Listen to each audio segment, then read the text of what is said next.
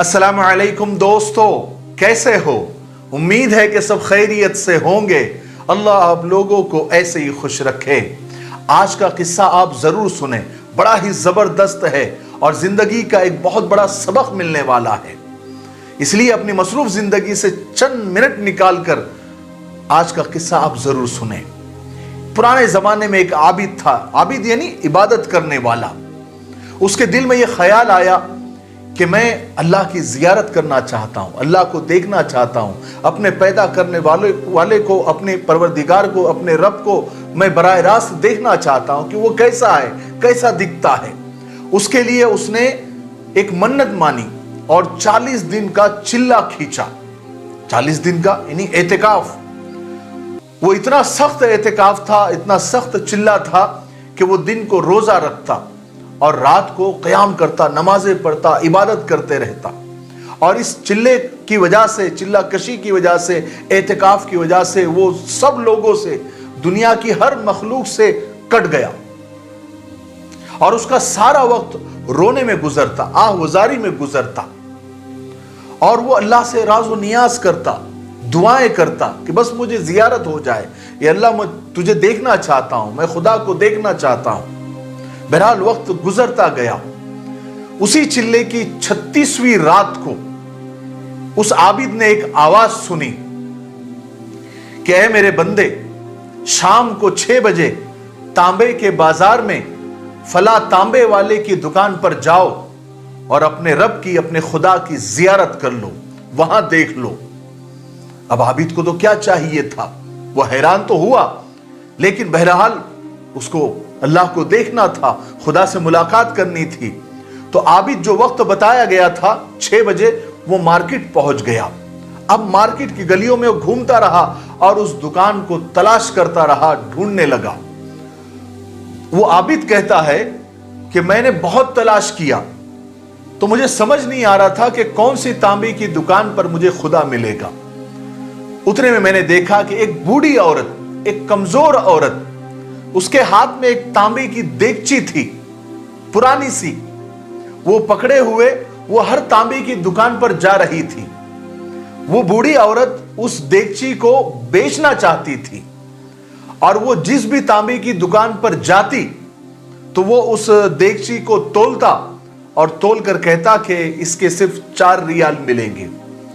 और वो बुढ़िया कहती कि मुझे 6 रियाल में बेचना है।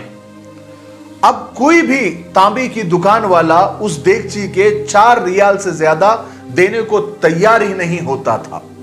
आखिरकार वो बुढ़िया परेशान होकर एक छोटी सी तांबे की दुकान पर पहुंची और उसने कहा कि आप ये देगची खरीदेंगे, मैं उसको 6 रियाल में बेचना चाहती हूं। उस तांबे की दुकान वाले ने वो देगची ली, हालांकि वो पुरानी थी। तो उसने पूछा कि तुम सिर्फ 6 रियाल में क्यों बेचना चाहती हो?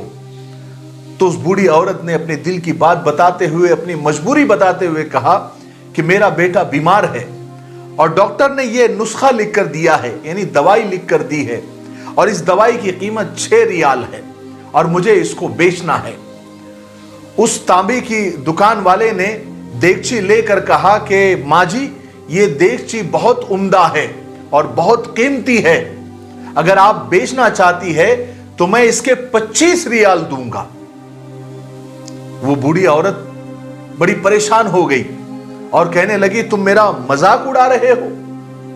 तो उस तांबे की दुकान वाले ने कहा कि हरगिज नहीं, मैं सच में तुमको 25 रियाल दूंगा।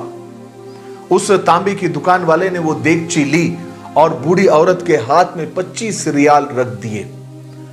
बूढ़ी औरत तो बहुत हैरान हुई, लेकिन हाथ में 25 रियाल थे। वो उसने तांबे की दुकान वाले को बहुत दुआएं दी और अपने घर की तरफ चल दी।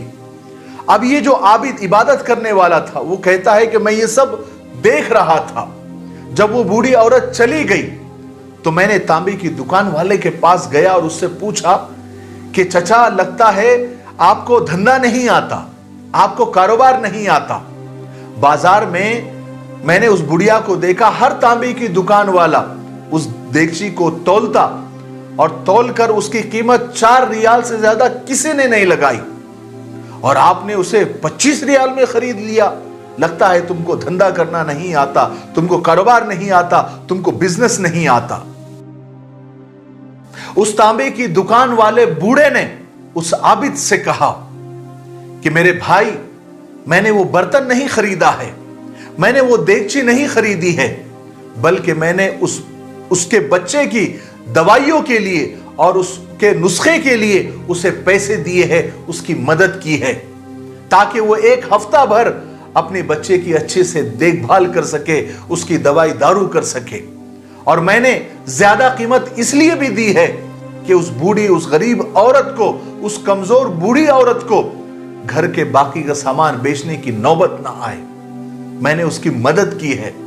वो आबिद सोच में पड़ गया, हैरान हो गया। इतने में गैब से आवाज आई कि मेरे बंदे, चिल्ला कशी से कोई मेरी जियारत नहीं कर सकता।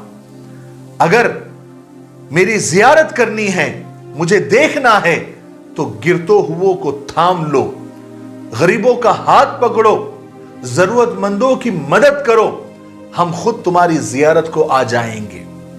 सुभान अल्लाह। मुझे नहीं लगता कि इस किस्से को और ज्यादा समझाने की जरूरत है। अगर वाकई में हम अल्लाह को चाहते हैं, अल्लाह को हासिल करना चाहते हैं, अपने परवरदिगार को चाहते हैं, उसकी खुशनुदी, उसकी रजा चाहते हैं, तो हमें जमीन वालों पर रहम करना पड़ेगा।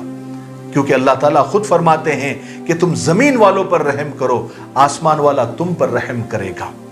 इसलिए जो अल्लाह की खुशनुदी चाहते हैं वो इंसानियत को याद रखे, मानवता को याद रखे, ह्यूमैनिटी को याद रखे। जानवर न बने, इंसान बने, और इंसान ही इंसान के काम आता है। सिर्फ इंसान नहीं बल्कि जानवरों के साथ भी अच्छा सलूक करो, क्योंकि वो भी अल्लाह की मखलूक है। मुझे उम्मीद है कि आप समझ गए होंगे।